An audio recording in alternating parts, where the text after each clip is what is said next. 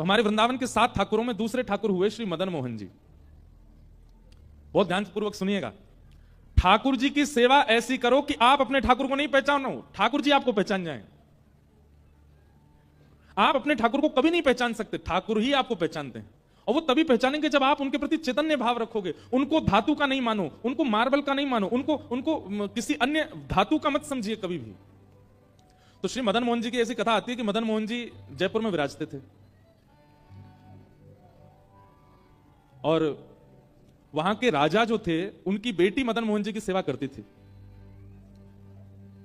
तो पुत्री का जब विवाह निश्चित हुआ, बहुत ध्यानपूर्वक सुनिएगा, पुत्री का जब विवाह निश्चित हुआ तो बेटी ने अपने पिता से कहा, बोले पिताजी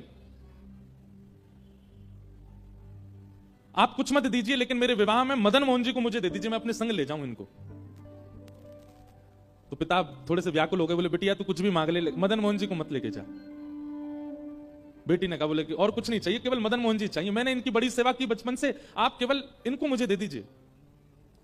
तो पिता और पुत्री दोनों ही सेवा के इतने लोभी थे। देखो, लोभ संसार में हो तो बुरा, सेवा में तो बुरा नहीं।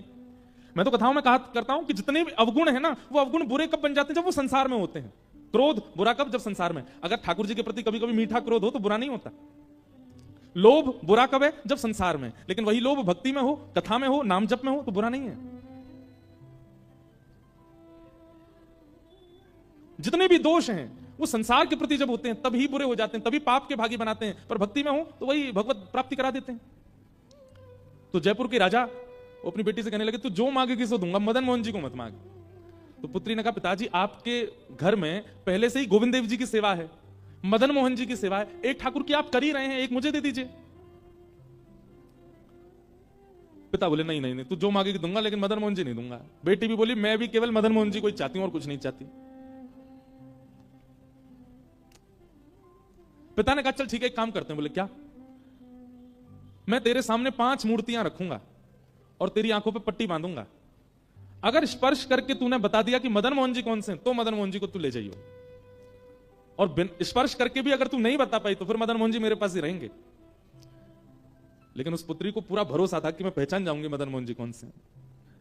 राजा ने 5 स्वरूप तैयार करवाए, एक जैसी कदकाठी, एक जैसा इत्र, एक जैसी पोशाक, एक जैसी माला, एक जैसी पगड़ी, एक जैसे अलंकार, एक जैसी वंशी, बिल्कुल सब कुछ एक जैसा। कोई व्यक्ति पहचान ही नहीं पाएगा कि इनमें मदन मोहन जी कौन से हैं। 5 एक जैसे। और पुत्री से कहा, बेटी 5 स्वरूप तैयार हो गए, सुबह अब तुम्हारी परीक्षा होगी। अगर तुमने पहचान लिया तो मैं तुम्हें वचन देता हूं कि तुम्हारे दहेज में मदन मोहन जी जाएंगे। रात भर पुत्री बेचारी बड़ी परेशान, बोले कि कहीं मैं हार ना जाऊं, कहीं मैं चूक ना जाऊं, कहीं ऐसा ना हो कि मदन मोहन जी रह जाएं। रात भर प्रार्थना करती रही तो मदन मोहन जी उसके स्वप्न में आ गए और स्वप्न में आकर के बोले, काय को चिंता कर रही है? बोले, मैं ये चिंता कर रही हूं कि ये 5 पिताजी ने एक जैसे बनवाए, मैं कैसे पहचानूंगी आप कौन से हो? मदन मोहन जी बोले, तू बिल्कुल चिंता मत कर, स्वप्न में बोल रहे हैं उसको। मदन मोहन जी बोले, तू जब 5 का स्वरूप देख रही हो, सब लोग इधर देखो, और विशेष रूप से आगे वालों से हमारी बहुत विनती है, बहुत सावधानी से सुनो, पीछे वाले बिल्कुल सावधानी से बैठे, आगे वाले भी बैठो। तो मदन मोहन जी स्वप्न में बोले, एक काम कर। बोले क्या? कल जब 5 को तू देखे ना, तो मुख देखने के बाद, वक्ष देखने के बाद, चरण देखने के बाद, जो ऐसे भुजा होती है ना वंशी बजाने वाली, त्रिभंग ललित स्वरूप है, उन भुजाओं के ऊपर हाथ फेरियो। और बोले देखते देखते जिस स्वरूप की उंगली खड़ी हो जाए, समझ जाना वही मैं हूं, और तू पिता को बता दियो कि ये रहे मदन मोहन जी। ठाकुर जी ने क्या कहा? जिस स्वरूप की उंगली ऐसे खड़ी हो जाए तेरे स्पर्श से, तू बस पकड़ करके बोल दो, पिताजी यही मदन मोहन, वो मैं ही हूंगा।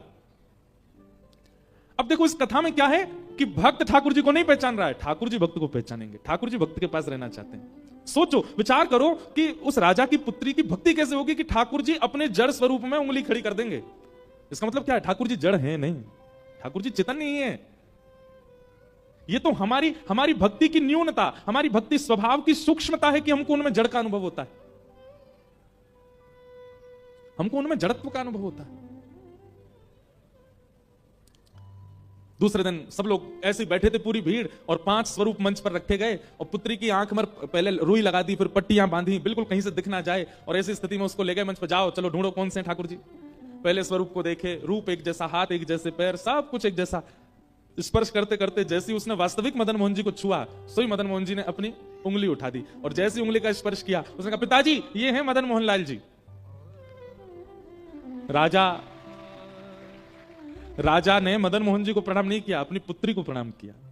बोले बेटी तूने नहीं पहचाना है, उन्होंने पहचाना है तुझे। तेरा स्पर्श होते ही मैंने देख लिया था कि उन्होंने अपनी उंगली हिलाई थी, अपनी उंगली खड़ी की थी। इसका मतलब तू नहीं ले जाना चाहती है उनको, वो जाना चाहते हैं तेरे साथ में। तू ले जाना चाहती तो मैं नहीं देता, लेकिन वो जाना चाहते हैं इसलिए मैं नहीं रोकूंगा। और अपनी पुत्री का विवाह करके एक पालकी में पुत्री बैठ करके गई और दूसरे रथ में महाराज दहेज में ठाकुर जी मदन मोहन जी कहां गए? करौली, राजस्थान। राजस्थान में करौली, जहां आज भी मदन मोहन जी विराजते हैं। ठाकुर जी दहेज में आए। ऐसी भक्ति कब प्रकट होती है? जब ठाकुर जी के प्रति चैतन्य भाव हो। अभी मैं कुछ दिन पहले एक न्यूज देख रहा था, एक माता जी कह रही थी कुंभ में मेरे ठाकुर जी खो गए। मैंने कहा भैया बेटा खो जाते, भैया खो जाते, माता पिता खो जाते, ठाकुर जी खो गए कुंभ में? ठाकुर जी खो गए, उनके सेवा के ठाकुर जी। अब वो कह रही थी न्यूज चैनलों पर सब जगह मेरे ठाकुर जी कहीं मिल जाए तो बताना।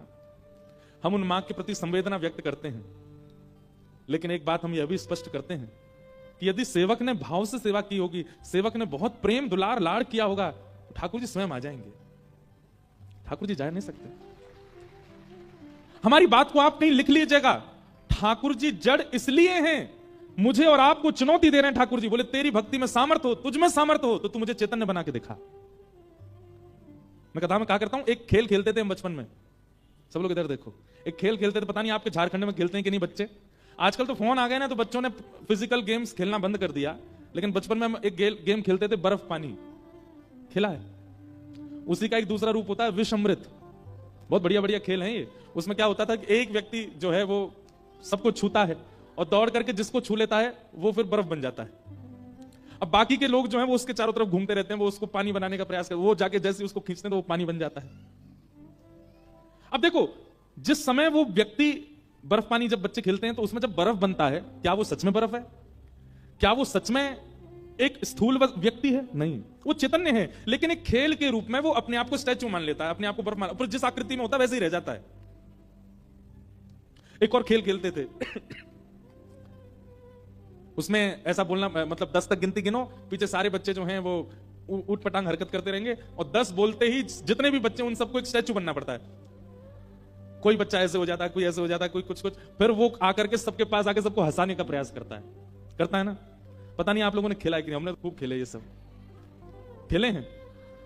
तो फिर वो उसको नियम होता है, तुम छुओगे नहीं किसी को, लेकिन बातें बोल के उसके पास उसको, अगर तुमने उसको हंसा दिया, अगर उसके हाथ पांव सीधे कर दिए तो तुम्हारी जीत हो जाती है। ठीक वैसे ही ठाकुर जी ऐसे खड़े और हम आप सब लोगों को अधिकार मिला है कि हमें ठाकुर जी को हंसाना है, हमें ठाकुर जी को बिठाना है, हमें ठाकुर जी को सुलाना है, हमें ठाकुर जी को गोद में लेना है। और उस खेल में विजय प्राप्त करने के लिए ही ये भागवत की कथा सुनाई जा रही है कि ठाकुर जी को कैसे हंसाओगे, कैसे बिठाओगे, कैसे नचाओगे, कैसे गोद में लोगे, वो सारी क्रियाएं बताई जाती हैं कथा में।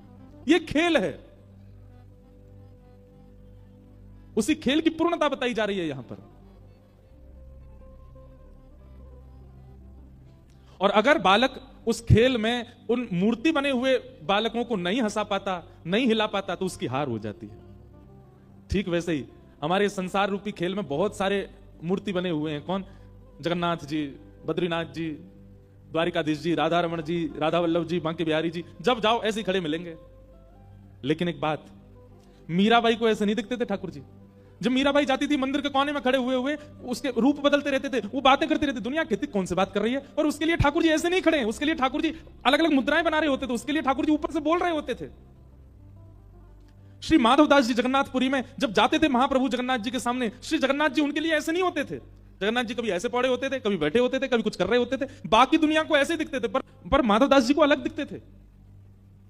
हमारे गोवर्धन में श्री गोविंद दास, दुनिया के लिए श्रीनाथ जी ऐसे खड़े रहते थे, पर गोविंद दास जैसे मंदिर में आते थे, ठाकुर जी मोती उठा के मारते थे गोविंद दास के ऊपर। इसका मतलब क्या है? ठाकुर जी जड़ नहीं है, ठाकुर जी चैतन्य है। एक भाव में कथा में गाया करता हूं, कन्हैया कन्हैया पुकारा करेंगे। इस भाव में ठाकुर जी चैतन्य कैसे बनेंगे ये बात बताई गई है। लताओं में ब्रज की गुजारा करेंगे, कन्हैया कन्हैया पुकारा करेंगे, लताओं में ब्रज की ताली बजा के गाओ। गुजारा करेंगे। ओ कन्हैया कन्हैया पुकारा करेंगे, लताओं में ब्रज की गुजारा करेंगे। कन्हैया कन्हैया पुकारा करेंगे, लताओं में ब्रज की गुजारा करेंगे। ओ जो रूठेंगे हमसे वो बांके बिहारी, जो रूठेंगे हमसे वो बांके बिहारी, जो रूठेंगे हमसे वो बांके बिहारी, जो रूठेंगे हमसे वो बांके बिहारी। चरण पड़ उन्हें हम मनाया करेंगे, चरण पड़ उन्हें हम मनाया करेंगे। ओ चरण पड़ उन्हें हम मनाया करेंगे, चरण पड़ उन्हें हम मनाया करेंगे। कन्हैया कन्हैया पुकारा करेंगे, लताओं में ब्रज की गुजारा करेंगे। कन्हैया कन्हैया पुकारा करेंगे, लताओं में ब्रज की गुजारा करेंगे। श्री राधा रमण लाल की जय।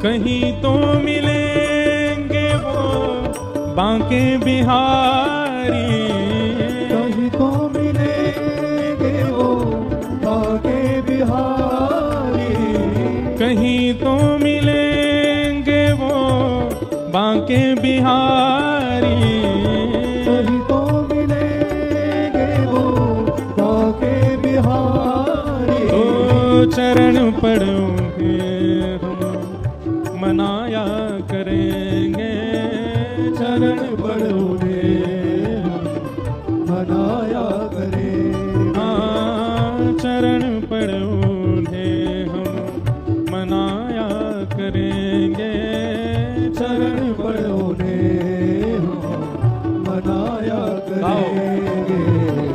कन्हैया कन्हैया पुकारा करेंगे, लताओं में ब्रज की गुजारा करेंगे। कन्हैया कन्हैया पुकारा करेंगे, लताओं में ब्रज की गुजारा करेंगे। ओ कन्हैया कन्हैया पुकारा करेंगे, लताओं में ब्रज की गुजारा करेंगे। कन्हैया कन्हैया पुकारा करेंगे, लताओं में ब्रज की गुजारा करेंगे। और उन्होंने नचाए हैं ब्रह्मांड सारे, उन्होंने नचाए हैं ब्रह्मांड सारे, उन्होंने नचाए हैं ब्रह्मांड सारे, उन्होंने नचाए हैं ब्रह्मांड पर सारे। मगर अब उन्हें हम नचाया करेंगे, मगर अब उन्हें नचाया करे, मगर अब उन्हें हम नचाया करेंगे, मगर अब उन्हें हम नचाया करेंगे। कन्हैया कन्हैया पुकारा करेंगे, लताओं में ब्रज की गुजारा करेंगे। कन्हैया कन्हैया पुकारा करेंगे, लताओं में ब्रज की गुजारा करेंगे। ओ कन्हैया कन्हैया पुकारा करेंगे, लताओं में ब्रज की गुजारा करेंगे। कन्हैया कन्हैया पुकारा करेंगे, लताओं में ब्रज की गुजारा करेंगे। गोविंद बोलो हरि गोपाल बोलो, गोविंद बोलो हरि गोपाल बोलो, गोविंद बोलो हरि गोपाल बोलो, गोविंद बोलो हरि गोपाल बोलो। श्री राधा रमण हरि गोविंद बोलो, राधा रमण हरि गोविंद बोलो, श्री राधा रमण हरि गोविंद बोलो, राधा रमण हरि गोविंद बोलो, श्री राधा रमण हरि गोविंद बोलो, राधा रमण हरि गोविंद बोलो, श्री राधा रमण हरि गोविंद बोलो, राधा रमण हरि गोविंद बोलो, श्री राधा रमण हरि गोविंद बोलो, राधा रमण हरि गोविंद बोलो, श्री राधा रमण हरि गोविंद बोलो, राधा रमण हरि गोविंद बोलो, हे गोविंद बोलो गोपाल बोलो, गोविंद बोलो गोपाल बोलो, हरि गोविंद बोलो गोपाल बोलो, गोविंद बोलो गोपाल बोलो, श्री राधा रमण हरि गोविंद बोलो, राधा रमण हरि गोविंद बोलो, श्री राधा रमण हरि गोविंद बोलो, राधा रमण हरि गोविंद बोलो, श्री राधा रमण हरि गोविंद बोलो, राधा रमण हरि गोविंद बोलो, श्री राधा रमण हरि गोविंद बोलो, राधा रमण हरि गोविंद बोलो, श्री राधा रमण हरि गोविंद बोलो, हरि गोविंद बोलो, श्री राधा रमण हरि गोविंद बोलो, राधा रमण हरि गोविंद बोलो, श्री राधा रमण हरि गोविंद बोलो, राधा रमण हरि गोविंद बोलो, श्री राधा रमण हरि गोविंद बोलो, राधा रमण हरि गोविंद बोलो, श्री राधा रमण हरि गोविंद बोलो। राधा रमण हरि जय जय श्री राम, जय जय श्री राम, जय जय श्री राम। उन्होंने नचाए हैं ब्रह्मांड सारे, उन्होंने नचाए ब्रह्मांड सारे, मगर अब उन्हें हम नचाया करेंगे, मगर अब उन्हें हम नचाया करेंगे।